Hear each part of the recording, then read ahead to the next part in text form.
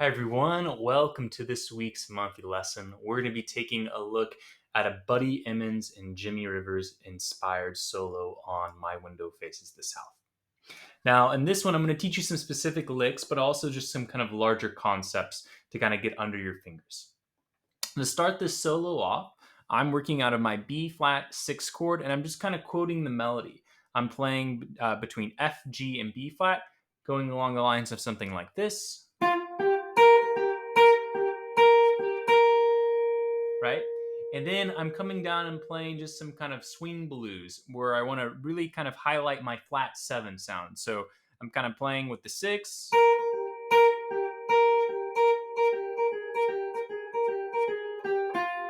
And just introduce that flat 7. Kind of give a clue that I'm going to move to the E flat chord at a point later in time here.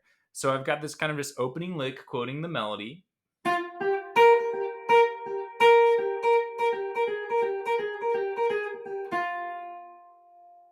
And then I'm going to work up some blues ideas from Jimmie Rivers, where a lot of the time, and this is something he stole from Charlie Parker, he'll play kind of like a blues walk up. But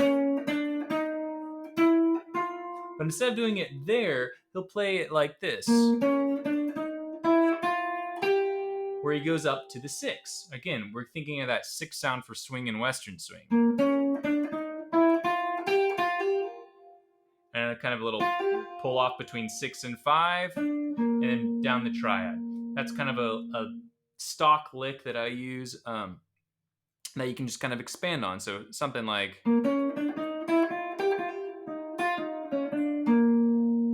All right, so we have these two ideas. We're going.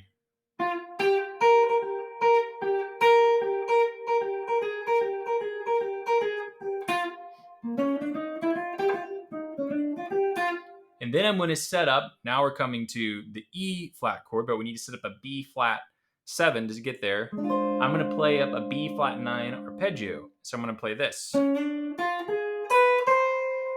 Kind of just approaching that 9 from the flat 9, that's the B natural. So I have D, F, A flat, then B natural, C. And then I just do this lick, I kind of work down where I go. Just chromatically B to C, B flat to B, A to B, and then approach the third, the G of my E flat chord. So I have.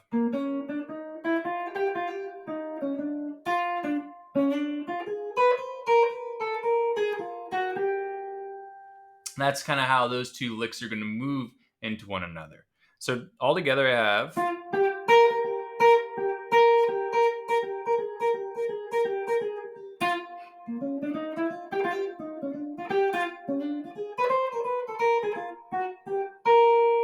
Now I'm to the E flat chord. So I'm just going to play around with the melody here. So I'm going to go.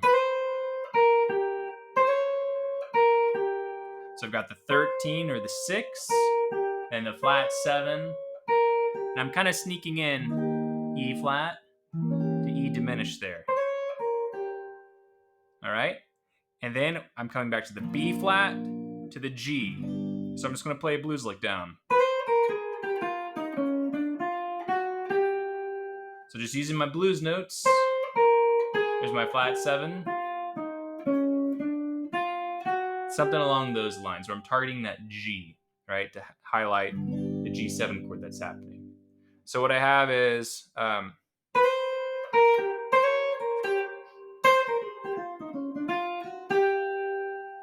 moving up to my C7 chord. I'm just going to move all of those ideas up a whole step and play. It's kind of a nice Charlie Christian-esque lick where we're just starting on the flat 7 of C, B flat over the C chord, A, G, then down the arpeggio, E, C, chromatically connecting to B flat. So I have this. And then I'm going to come right back up it into my C9 arpeggio. All right, so I have this down.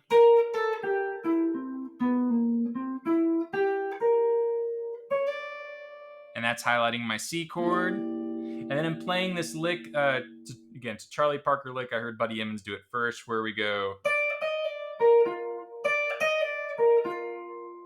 where it's just a B flat triad, but we're playing it over the F chord. Right? You can think of that's the 13, there's the flat 7, and we're just going down to the 1. So D, E flat, D, B flat, F. D, E flat, D, B flat, F. Starting the next chorus again. So what I have here, kind of some kind of configuration of these, and what I recommend is kind of take the framework, the bones of this, and then mess around with the rhythm. So we have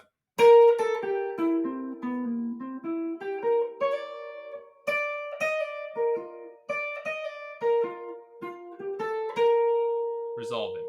So some kind of variation using all those ingredients together. For this first chorus we have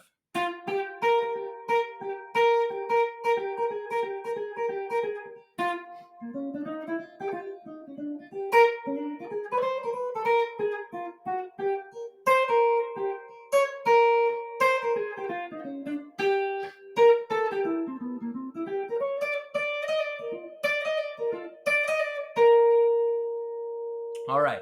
And then in the second part of the changes, I switched over and started playing some more steel guitar chordal ideas. So I went back to quote my melody that we learned in the previous lesson, or with the chords. So I have,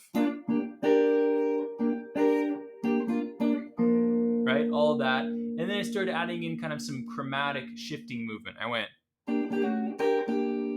so I'm just playing slide down, right back up. So this is the second, third, and fourth string. And then first, second, and third string back down. That's how you get that sound.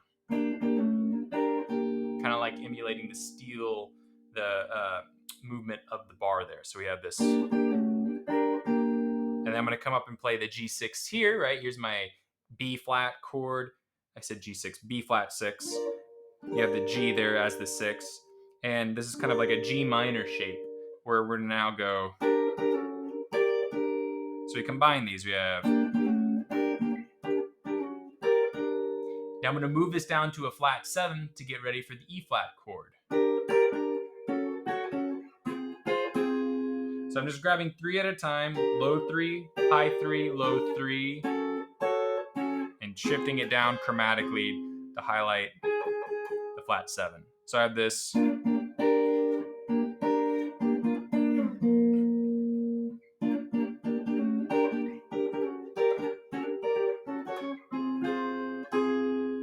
Now I'm going to move up to my E flat chord here, to my E flat 6 with the pinky, and then slide up to an E diminished, right? So I have E, B flat, D flat to highlight this, and then the G would be on the first string if I played it. And that's highlighting that E to E diminished, right? And then I'm going to drop down to my B flat triad, add in the C there, the second or ninth, drop it down a whole step, then drop it down a half step to get to my G triad there to highlight the G chord that's going. So what I have here is from the B flat 7,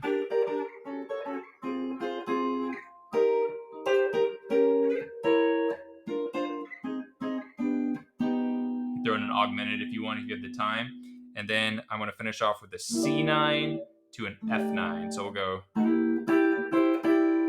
So just low 3, high 3, take the D off, put it back on. And the same movement for my F9 with the 13.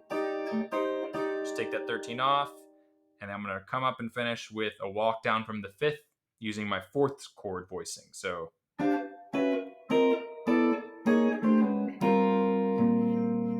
And that's going to be the end of my second chorus.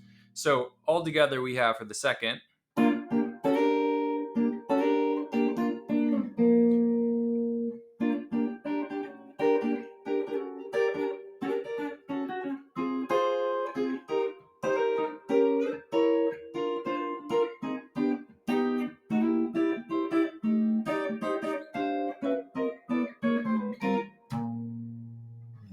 All right, so those are some ideas that I would start working with. Use those as frameworks. change around the rhythm. That's how I like to learn solos. Learn someone's solo first, learn the ideas, and then start kind of twisting and turning with the rhythmic variation. And then it really becomes your own playing. Um, and you don't have to think like you're coming up with new things all the time. So I'm going to do just that with my own little demonstration here, kind of repurpose and reuse a lot of these ideas, but just in a new kind of rhythmic context.